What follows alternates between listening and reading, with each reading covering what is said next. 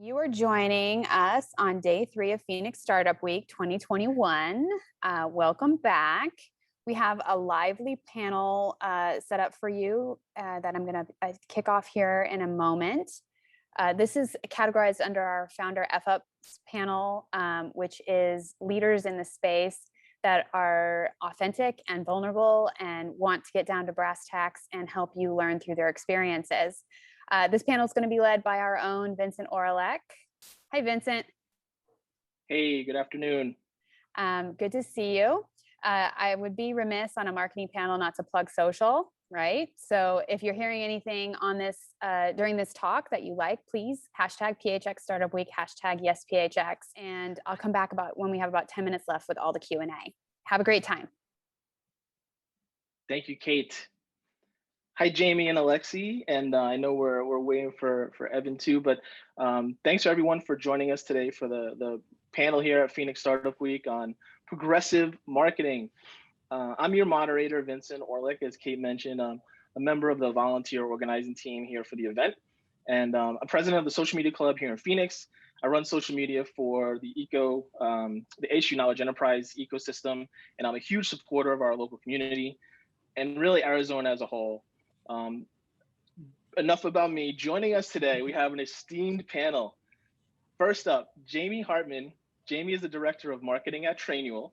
She, the world's leading and original business playbook software. She previously worked in various marketing leadership roles at RRA Capital, Column 5 Consulting, and MTV. Alexi Venneri. Alexi is the co-founder of Digital Airstrike, the award-winning consumer experience technology company headquartered here in Arizona. She has over 20 years of technology experience, including multiple C-suite leadership roles with Auto Media, Blue Flame 6, Dealer Track, Who's Calling, and the Seattle Mariners. Go Mariners. And let's hope this is the year. We need a year. It's been a very long, dry spell for that team. Let's just say that. They've had some really good players, though, at least. They had some of the best. It's not bad, not horrible.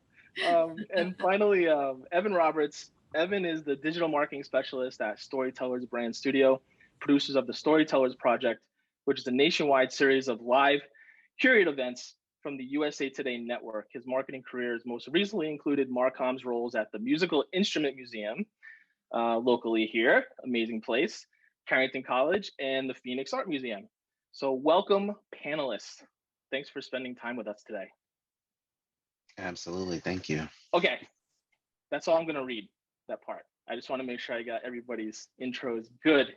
About progressive marketing today. And I think that's kind of a concept more than anything right now.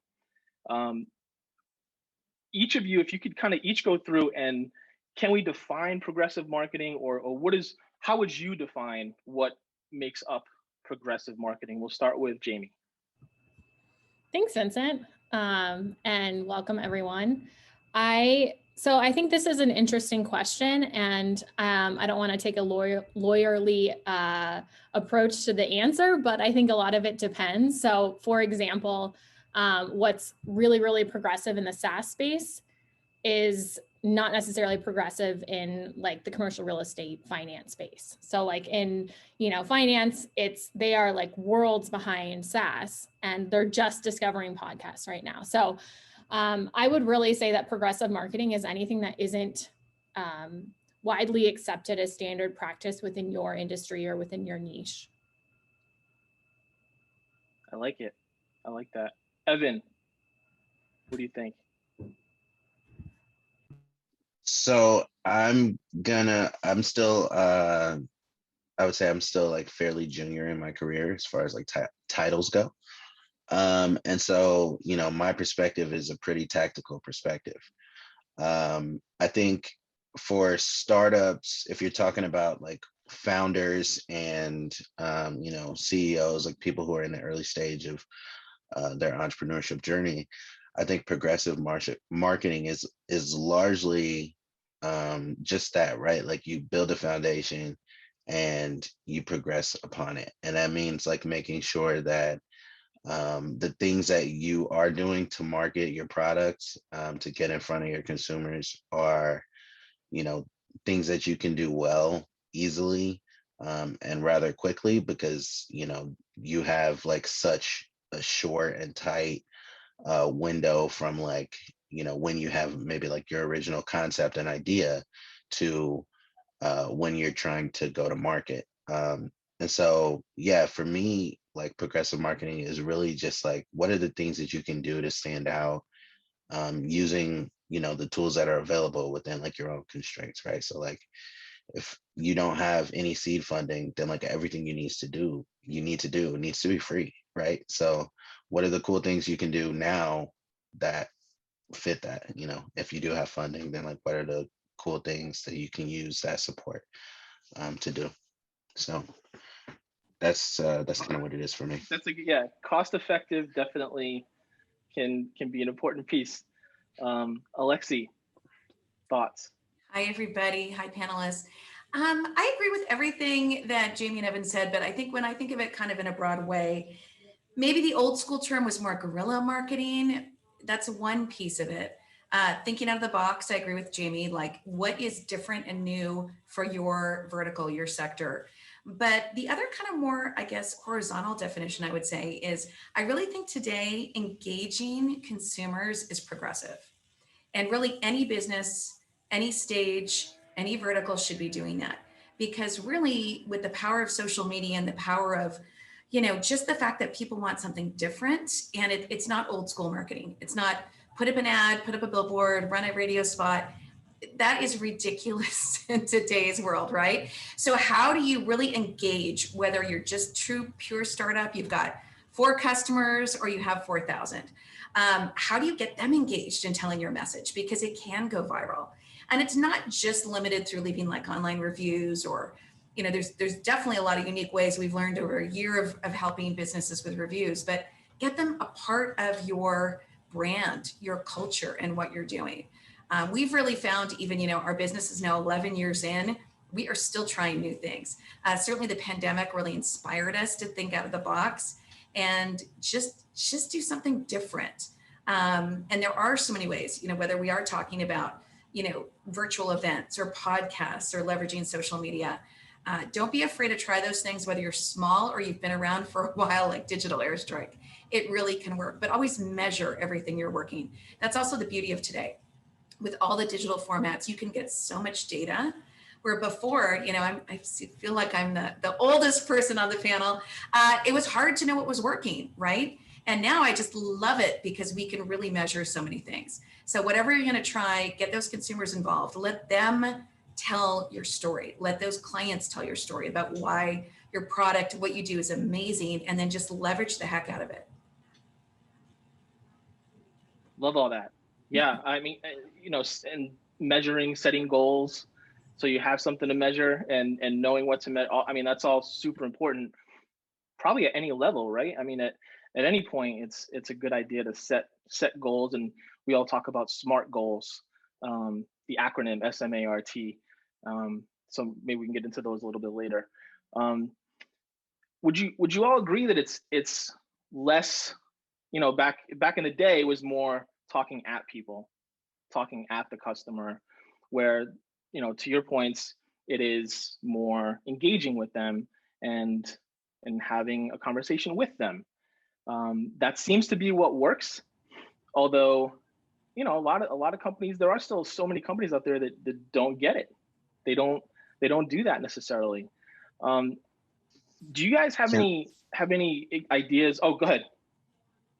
Well, I was gonna say, to that point, there's a couple of like really, I think, instrumental foundational pieces that are things that allow you to do more engagement later on, right? Like having an established brand voice, literally like a brand voice guide, like an actual physical document that you can give to somebody who's joining your team, whether that is separate from the voice of whatever the founder is, but is what you use to communicate with your customers, and is consistent over time, right?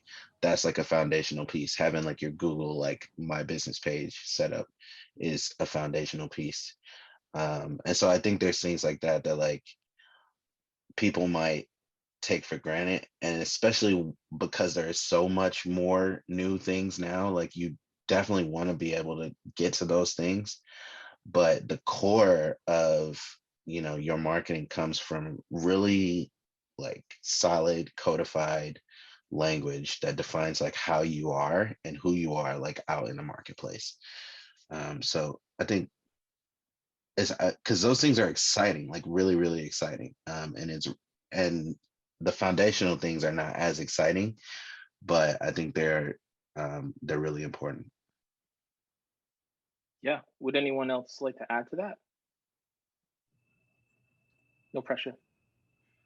I would just say that I yes. think one thing to really think about is, and Vincent, I think we'll probably maybe get into this, like old school versus new school and all of that.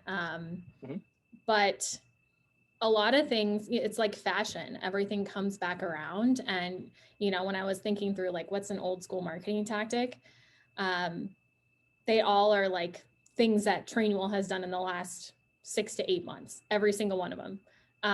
And so radio, billboard, direct mailers, stuff like that, where I think if you look at it just from like the surface and you're like, oh, that's old school, that's not necessarily, you know, innovative. There's really cool brands like Coco Kind, that is like a consumer brand that is putting their actual customers on their billboards. And that's how they're engaging their audiences through traditional mediums. Everything but faxing. Faxing is not coming back, but I would agree with you. I think if you do it creatively, Jami, I agree. But now you'd see like a hashtag or a QR code, right? And it is still about doing it in a different, unique way. It's not just having, you know, the name of the company. I mean, back in the day, they would just be like, you know, this is the brand name, and you'd have to go try to figure out what it is. But I agree. And it is, again, just go where other people are not, you know, and I do think some of that old school stuff. I'll give you guys an example. So, you know, we used to do a lot of trade shows and events, right? And it was bugging me that we were all stuck on Zoom. And in a really weird way, new school became old school because everyone's doing this Zoom events, Zoom. I'm getting zoomed out. I always have to be on video now. It's just, it's just so many people were now doing these virtual meetings. And we decided to try to do, you know, a real in-person event, but kind of bring it to the new world of COVID. You know, not that we love where we are right now with COVID, but let's be smart and safe. And so instead of throwing a big party, we used to do big parties in Vegas for like 1,000 clients. We're like, you know what? Why don't we pick our top 20 clients? And they are probably so sick of being on Zoom and not seeing people. Where could we go that's super safe? So we actually went and researched private islands, and Richard Branson is a private island. And we're like, okay, because we've all been Zooming for a year, what was old school, to Jami's point, is new school. What if we could get everyone together in person and not wear masks? How cool would that be? But how do we do this? So we were like figuring it out, and that's like just one example. And we pulled it off last month during the pandemic. We took our top 20 clients, we met Richard Branson, and it felt like, I mean, it was crazy, but like we unplugged. You know, and we're all so dialed in right now. That was new school for us. And it has become the best bonding with our top clients.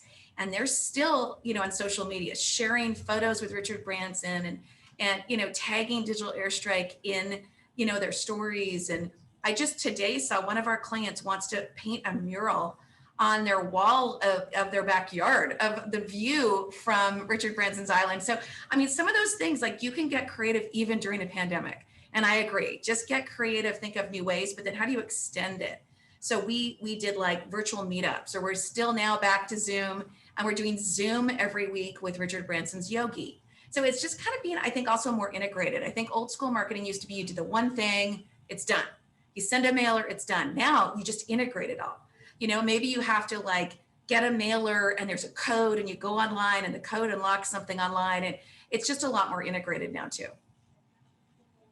Yeah, that's a great point about the marketing mix that we always talk about, right? And I think a lot of pretty much small businesses, startups, what have you, I mean, you know, their job, technically, for the most part, they're not going to know marketing. They're not the experts on the marketing side for the most part, or the advertising side, or even the creativity side. So because you brought that up, Alexi, so I would throw this out there to you guys. When a company or a founder or a business owner, like they want to be creative, right? Is it enough for them to just do what they can do? Or what are some ways that they can kind of explore being creative in their marketing for the brand? Well, there's lots of ways if you guys want me to jump in. I mean, I started this company during the recession at my kitchen table. So you can't get much more startup than that. And I will tell you the recession, believe it or not, was harder than the pandemic right now.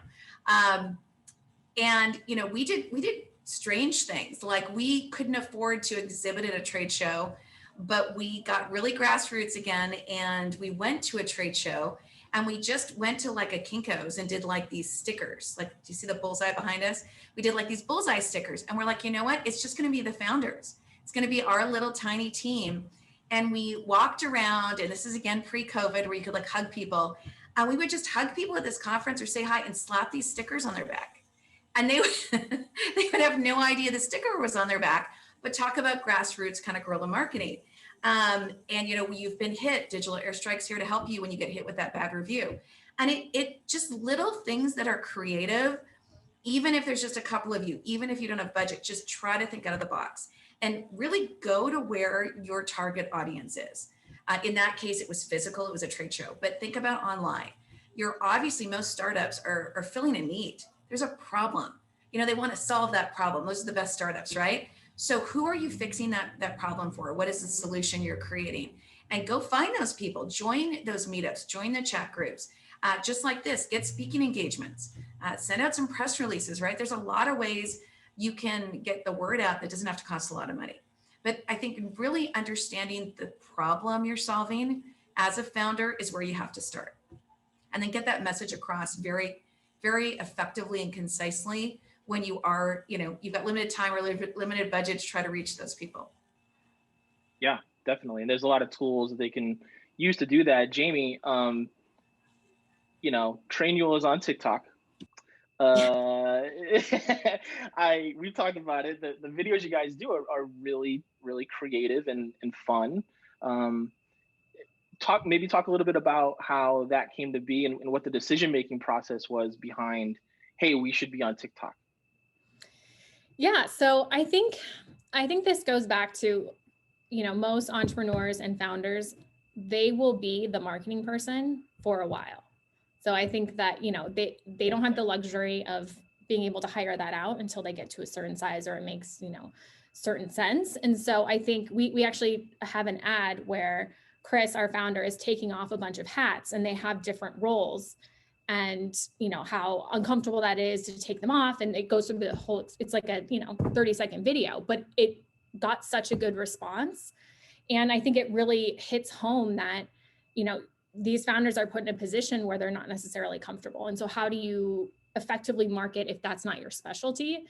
And so I think we at Trainual, video is just in our DNA. So I remember the first day at Trainual, Jonathan, my boss, he busted out his phone. He's like, I felt like I was on a reality show, basically. It was just filming and people were filming all sorts of rooms. And I was like, where have I entered? Like, what world is this? But Jonathan was a filmmaker, and Chris, our founder, like his first company was a video company. So like, that's our thing. We've always loved video. Our second marketing hire was a video editor. So I think it just goes back to lean into what you're most comfortable with or what your superpower is as a founder. So if you're not really into video, you don't like being on camera, like really, really leaning into video is not a good strategy for you. And so we just take the approach of always have your phone out, always be filming. And honestly, a lot of our ads, the ones that have been super, super successful are not really high production value. They're really honest. Right. They have a hook and they tell a very short story in a really effective way. And you're a B2B company, but yeah, yet and I think you're having success with social media and TikTok and things. So that's interesting to a lot of people who will say, well, well, TikTok is this and that. And not to harp on TikTok, but in general, like these social media channels are for younger teenagers, not B2B, but you found uses for it. Yeah, I think our take, which is certainly not normal and goes back to what is progressive within our industry, is we don't look at ourselves as a B2B marketing team. We are a very consumer driven marketing strategy. And I think that helps cut through the noise of, we're not a stuffy, boring SaaS company. Like, we try to be everything but that. And I think that is really refreshing and it really resonates with our audience. Totally. And I mean, I think every SaaS company thinks or tries not to be the stuffy SaaS company these days. You guys do a good job. Digital Airstrike does a great job. Storyteller's Project, absolutely, like getting into the storytelling side and kind of going back to the old school marketing. There's storytelling has survived, right? I mean, storytelling is it's more than just a buzzword, right? I mean, a lot of people, marketing, what have you, will throw out the storytelling word as this is how we're doing our marketing, right? But to Jamie's point about having the camera out, videotaping, documenting, right? Evan, what are some of the ways that you see with storytelling where that's successful for brands, businesses, small businesses, startups, what have you? Yeah, that's a great question. So yeah, there's a Storytellers Project, which is very B2C. Like, that's our way to introduce people to the newsrooms of USA Today and kind of help them learn what what is happening with those newsrooms in their community, and introduce them to the journalists who are actually working in those newsrooms. On the other side of it is the Storytellers Brand Studio, and that's our B2B arm. And what we do there is we create like custom events and branded content to help companies be able to tell their story in a way that is real and authentic to them. And a really perfect example of that, I think, is Fairy Tale Brownies, also local here. They're in Tempe, and delicious. Interestingly, they're fantastic brownies. Like, they don't pay me to say that, actually, but they are legit, really delicious. But they, interestingly enough, first told their story on a Storytellers Project stage, like at one of our holiday shows in 2014. So years ago, right? From that moment, I think, is really when they were able to, like, going through the coaching with Megan, who's my supervisor, they were able to kind of hone in on what the key parts of that story are and how they're able to use them in other ways, right? So now we've, like, from that first moment in 2014, we've been able to create like a brand video that they have on their website that takes that same story of using one of the founders' mom's brownie recipes, and expands it into that feel of like how, since it's homemade, and so like the people who work in the company are family, right? Or like they still use the same chocolate, like, and then taking that from, okay, now that we have it in a brand video, what other things can we do with that story? Whether it's like a email newsletter, like drip campaign that brings people into a customer journey, or whether it's applied in the product design, or any kind of rebranding changes they might want to do. Like, how does that story really apply to all these other areas? And I mean, for them, it's been really, really successful. Of course, they're distributed nationally, but from their website. But I think I think it was Alexi's.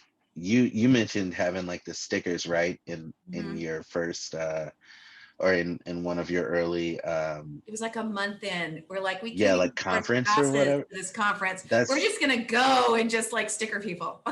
That's so cool. So one of the things I can't go wrong with stickers. Yeah, one of the things I advocate for people to do is, when you do things like that, create a company archive, right? Mhm. You should have pictures of somebody's hand like slapping a sticker on We do. somebody's back, because each one of those moments, exactly, you're able to use it now in like whatever, Throwback Thursdays or on TikTok, you know, however you would use it. But because you have that, you know, you're able to use it now, you know, in the future, and it just kind of continually builds on the Yeah. story that you I started. love that So, idea. No, that's so true. I also like what Jamie said about lean into your founders. And when you are starting, it is the founder. You do wear all those hats, right? And so whether it's the, you know, you're making me hungry, by the way, Evan, with this fairy tale brownie story, but whether it's the brownie story and the family angle or the video angle of Trainual, you know, it is that story. And how do you capture it? And I think to have the foresight, I love again, Jamie saying that you guys have a big video culture. I've always been a photographer, kind of on the side. So I am still to this day as a founder, you know, taking probably more pictures than anybody. Like at that Richard Branson thing, man, I took a lot of photos. But you're capturing those moments. And then I totally agree. Like weave it into your story. And why did you do that? And what was the message? And how have you helped other customers or clients, whether you're B2C or B2B? It's so important. The power of story and connecting with people, and the more concise you can get that out in any medium, whether it's a direct mail piece or on social media, I think that's really key, because we're all so flooded with messages. You want to make that personal connection. And I also think with COVID, that has grown within us as humans. We want to get to know people because we're not around as many people. So how do you get that story out? I love that. yeah, absolutely. I mean, I think I don't want to just give like, you know, the whole answer, because that's like what we charge for. But uh, the real how, really, I think you first, honestly, you think about the audience, of course, and you think about your outcomes, right? Like you think about what you want this story to get someone to do, how you want it to persuade them. And then really figure out the pieces of, you know, what actually happened that align with those outcomes, right? So I think like that's kind of where a lot of the fun is. And that's also where a lot of like the real work is. So Yeah, totally. I agree. Kind of coming back to that whole point of, you know, company archiving and documentation. And Jamie, I'm going to come back to you on this one. You were an early employee at Trainual. And I would throw this out to everybody that wants to follow up. Is it ever too early to start, maybe not marketing publicly, but keeping track of what you're doing, right? And documenting. And if so, if you think it is, if it is too early, if there is an early point, or if it's too late, what have you, why or why not? Explain your answer. So Jamie, let's start with you. Well, I honestly don't think it's ever too early to start documenting things. And to Alexi and Evan's point about having an archive of those things, I think of at Trainual, obviously our onboarding experience is one of the best, if not the best. And it's just a really unique experience coming on.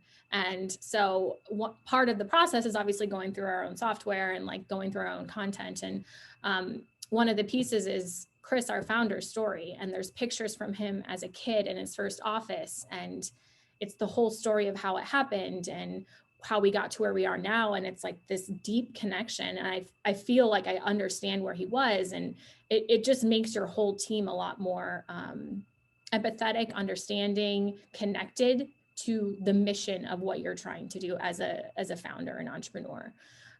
So we are big process people and documentation. So I think, you know, and most of our customers come from Google Docs. So they're not coming from some competing software or something. They're, you know, we call it graduating out of Google Docs, where you get to a point where, you know, Google Docs is great. It's free. You can start writing it down, like how your company does what and how you market and where you had really great success and where you didn't, which is sometimes more important. But, you know, Trainual is here for the next step of your company. Great. Anyone else? yeah, I can go next. I think, I completely agree with Jamie. It's never too early to begin documenting your story. And I think, especially once you're at a point where you can bring on a partner like Trainual, like you should definitely do that. Um, if you're not at that point, start with what you have, use the tools that you have. Every computer is equipped with the ability to take screenshots already, right? So like if you have like your early version of your website and before you make a launch to a new one, just screenshot what you had. You know what I mean? um you have, I don't know what you use as like your project management tool because it's different for everybody, but in both like Basecamp and Asana, there's like your list of tasks, right? And like your completed tasks and then or your incomplete tasks. But then when you change the view, you can see all of your completed tasks. That's a part of your story. It's what you're doing day to day to day, right? That gets you to those end goals. So make sure you like look back at that, like set a fine time to go back and review what the work was that led to you being able to hit that next point, like what the things that were incremental. And then of course, like I think a part of that story too is the people that you meet along the way, making sure that if it's like your first client that you've worked with, get a testimonial from them. You know what I mean? Ask them also like how you can do better next time. And just continually put that in your company archive, like continually build on that. And all of that gives you just a wealth of things that you can draw on later when you're ready to make like a more public facing like presence. And then that's a perfect segue to digital airstrike. There you go. You almost think like, how do You're I welcome. do this? Well, where we started was really helping businesses get those stories out of consumers. So we were one of the first, again, a million years ago, doing surveys, but not that the founder has to remember to go in and, oh, how do I go ask this customer? How do I email this customer? We actually automated it. So we will plug into like a point of sale system or a CRM and then automatically send surveys to the customers that bought or didn't buy. We can text surveys.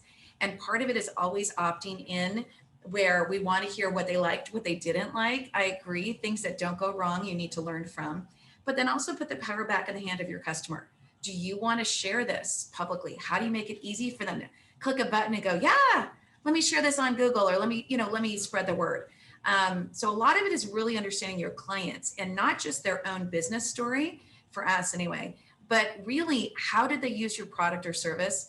And how is their life worse before and then better, right? Like, just Jamie mentioning like, Google Docs. We're all picturing somebody with, all these tabs open on their computer and overwhelmed and trying to train their staff or document process. By actually like talking about what it's like before and then after, and that is a lot of what we actually help businesses do. So we try to get their story about how they helped their customers with some problem they're solving, and then use that. I mean, that is gold. All of those testimonials. We also now, to Jamie's point of video, do videos. So we actually send a ton of videos to our clients to connect with them and talk to them.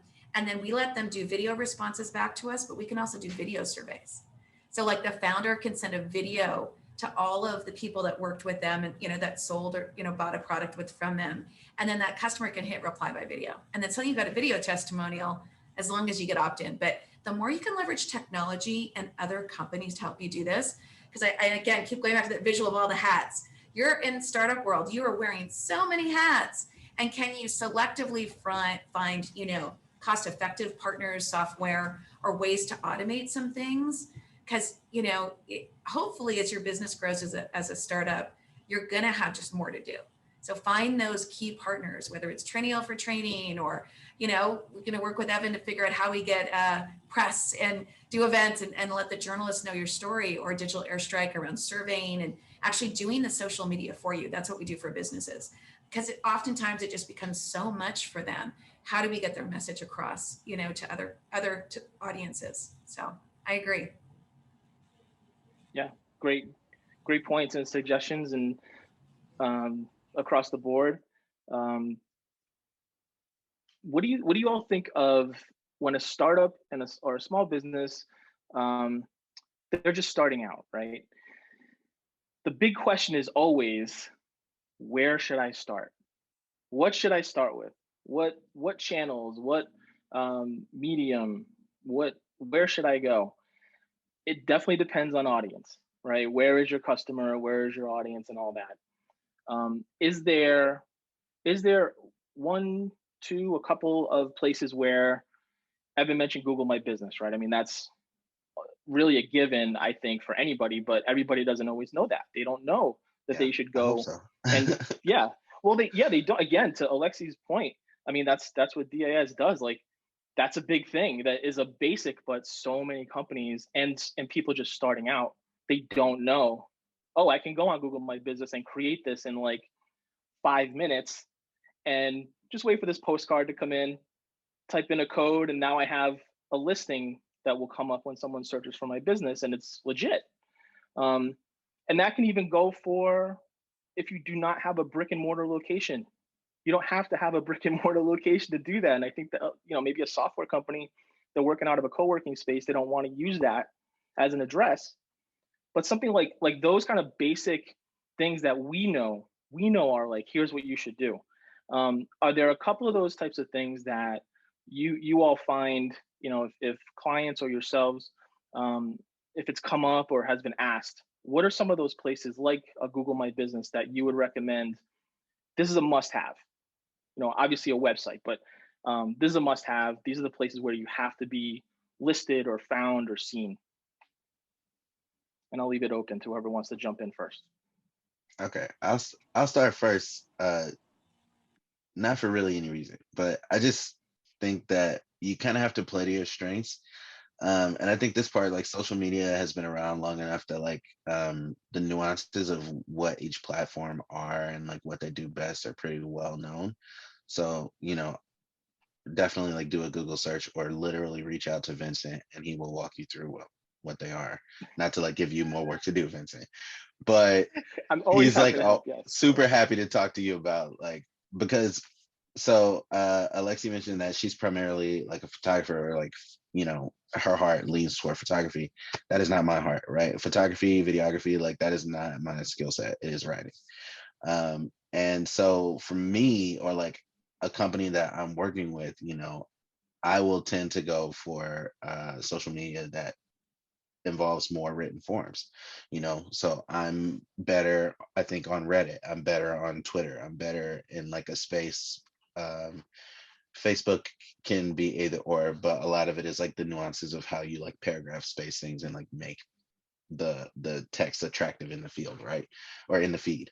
So I'm better, in a place like that. Whereas like, yeah, you would want to work with somebody on either end in like a more visually appealing field. But just play with your strengths, but also don't be afraid to experiment, I don't know. There's really no harm in trying. And I think people always will appreciate that you're like, trying things out. You can always like say that you're trying things out and that you're not a professional like social media person, but instead your business is XYZ. Yeah, I would agree. What we tend to do, and we offer this for free, I think we might have mentioned it to all of the attendees, we do free intel reports. So where we like to start, I agree that when you're going to manage it yourself, you should play to your strengths and then find other people to support, those other mediums. But we like to figure out, where is your target audience going? Which networks are they on? So we actually do a free intel report. And we also like to know who your competitors are. So, and not all startups have competitors. Maybe you're totally groundbreaking and something's, massively new, but most people know. Aren't they all? Like, yeah. But, there's somebody out there, even if it's Google Docs, Trainual is competing with, right? So we'll have our team of specialists for free, no cost, no obligation. We'll go out and look, and we'll look like your target audience. And we use our systems to monitor and find out where you're not being found, but you should be, and make recommendations. So, because you can't do it all at once, you can't do it all yourself. And we found for business owners, that's super helpful, because they may not even know that some of the searches are out there, or there's opportunities to get very easy and low cost exposure to be found on, whether it's, GMB or wherever you can get listings, you can add Google tiles. There's cool things you can do they may not even know about, and it doesn't have to cost even any money. Totally. I see Kate has hopped on. We have 7 Kate. questions. So this is going to turn into a little bit of a lightning round, I think, because we have a lot of people that want to know stuff. Okay, are you guys ready? Lightning round. Should we just stay off mute or no? Okay, let's try that. Let's see what goes on. Evan, the rule follower, I love it. Yes. I just need to know. Question number 1. Please share a marketing maven in the US that you recommend us follow, someone that is doing it right. Alexi. Oh, wow, that's interesting. A maven, gosh. You know, I'm just going to go with something top of my head because it's front of mind for me, and that's Richard Branson and really the Virgin Empire. Some of the stuff that he does and the fact that he's actually very engaged at his age in social media, I'm fascinated. And I'm not like a Branson or Virgin groupie. It kind of came on my radar even more last year when we started looking into it, but it's really, really cool. And how he wants to connect with people, it's really inspiring. So follow him. Yeah, Jamie, what do you say? I would say a brand. I would say Chipotle. I love how they do social media marketing. I think they've been really, really smart with TikTok and stuff with Miley Cyrus, and they did a Bitcoin giveaway recently. So inserting themselves into a really hot conversation. So I think big fan of them. Sweet. Okay, Evan. Wow, that's a tough one. I'm gonna go local. I'm gonna go Quinn Tempest. She gives a lot of fantastic tips, I think primarily on Instagram and like Facebook and LinkedIn is like what her, or not LinkedIn, I'm sorry, but Instagram and Facebook are like her primary, what she speaks to is like a subject matter expert. But yeah, I think previous Startup Week speaker. I was just about to say that. There you go. Vincent. I think her stuff has always been really good. Vincent, who do you say? Oh, me? Mm-hmm. Well, look, my go-to is always Steakum. Sorry. Steakum, when they started up on Twitter, they have an amazing person and tiny agency behind them on Twitter. Super like quirky, but philosophical and real. It's all in line with the brand that they've established, and they've expanded it to TikTok. And I mean, it's primarily on social, but they've gotten things written up about them in Adweek and everything. So I'm a big fan of them. Great. Okay, next question, 20 seconds each. What is your favorite marketing platform to use within your company currently, and why, regardless if it's older or newer tool? What's your favorite marketing tool, Evan? My favorite marketing tool. So I talked a lot about like the company archive and creating a company archive and having a company archive. So this company TechSmith they used to make Jing. Now they make, I think it's called Screencast and Capture. And those are, I mean, that's a tool that anytime I get a new laptop, it's the first thing I download. And it just works exactly how it's supposed to. You can make I've used it to make like instructional videos to like train producers. I've used it to just like pull the receipts on somebody when they're trying to, pop off in an email. Yeah, Snagit. Thank you, Jan Knight. Snagit. Right now I use Capture. Haley also uses Capture. But yeah, I started with Jing, and Jing was just incredible. So yeah, that's my go-to. Sorry, that might be longer than 20 seconds. Haley. Or sorry, I was thinking about Haley. Alexi. Hi. Yeah, Haley's on your team. She can wait. She's in the room. Yes. More than 6 feet away. Yes. As our go-to, our company uses for ourselves. I'm going to answer it 2-part. I'll try to be quick. A staple for us has actually been Facebook groups. So internally to communicate, we've got a really pretty awesome Facebook group where we all engage and we share photos, and we support a lot of charities. We do stuff on the weekend. That's kind of the standard solid foundation go-to. New platforms we're really embracing. WhatsApp is awesome. We've started kind of like a subculture, like all the people that went to Richard Branson or all the people that are similar brands, because we're B2B as well. We got them all chatting on WhatsApp. And what I like about it is it's not crowded. So if you're just doing regular texting, it's all their other texts and friends and whatever. WhatsApp, we've got our own little vibe going on. It's pretty cool. And then a new one that we're seeing really come up is a Clubhouse. So I've enjoyed it. It reminds me of the old school party lines.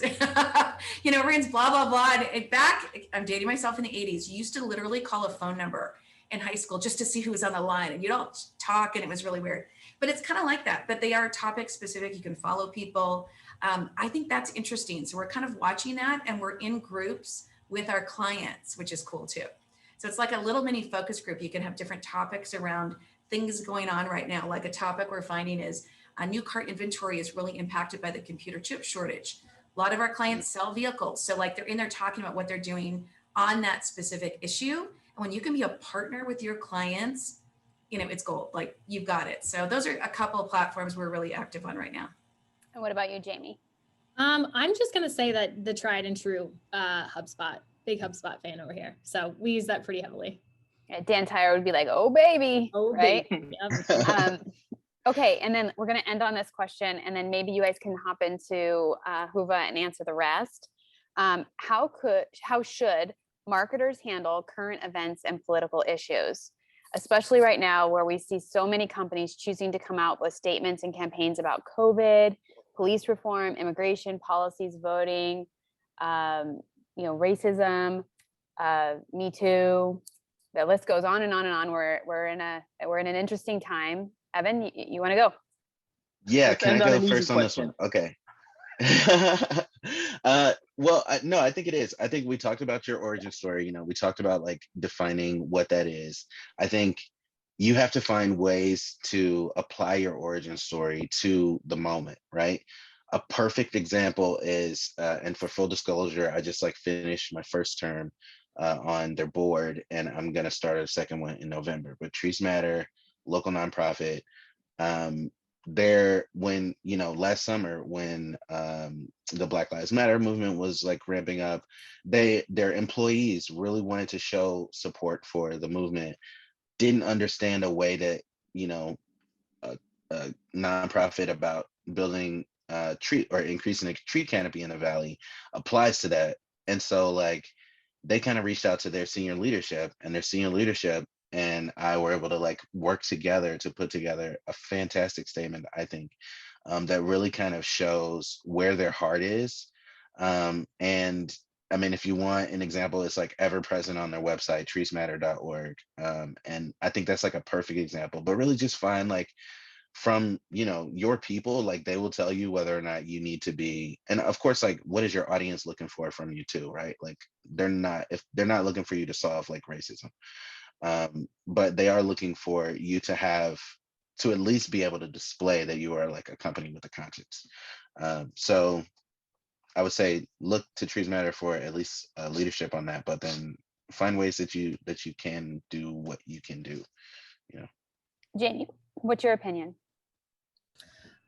My opinion is to really, if the culture and the founder is not super passionate about something, it's going to be really uncomfortable for the rest of the company to spread certain messages or advocate for certain things if that's not really how the company feels. So some companies just inherently don't take stances on things or don't speak out in certain times.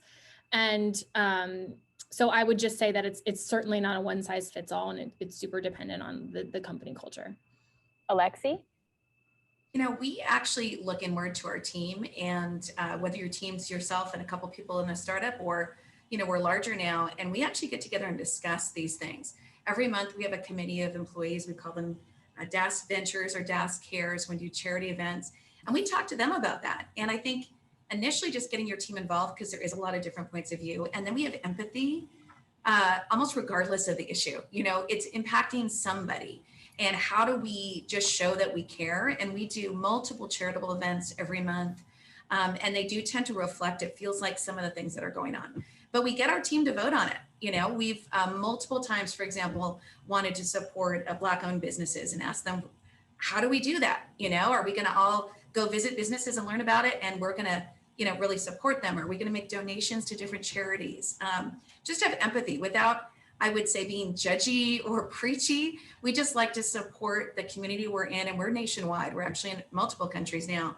And just to be a part of the conversation and understand the issues, but not necessarily take a POV other than support them if we obviously feel like, getting the word out, or even offering free social media support. So we've done a lot of different things. We could talk for a long time about that, but I think it's getting your team involved. I agree. If your founder or your team's not into it, don't try to force it, but we like to participate and be empathetic. Vincent, why don't you close us out on this?